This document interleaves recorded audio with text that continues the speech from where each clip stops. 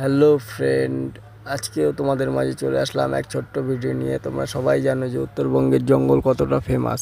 আর এই উত্তরবঙ্গের জঙ্গলে অনেক ধরনের মেডিসিনাল প্ল্যান্ট পাওয়া যায়। এই মেডিসিনাল প্ল্যান্টের মধ্যে আমি একখানা প্ল্যান্ট পেয়েছি যার নাম পিপলি। এই পিপলির পাতা পান পাতার মতো ঠিক দেখতে একদম, আর স্মেলটাও পানের স্মেল। আর দ্বিতীয়ত তো এর ফলটা হচ্ছে খুব উপকারিতা, আয়ুর্বেদিক কাজে লাগে। এই ফলটা দেখতেই পাচ্ছ তোমরা, একদম স্প্রিংয়ের মতো দেখতে, কত সুন্দর ফল। এই ফলটা বদহজম, সর্দি কাশি অনেক ধরনের কাজে লাগে, যা বাচ্চাদের খুবই উপকারিতা। এটা বড়দেরও কাজে লাগে, দেখতেই পাচ্ছ তোমরা। আর এই দেখো আমার দাদা একটা গাছ উঠিয়ে নিল, বাড়িতে লাগাবে।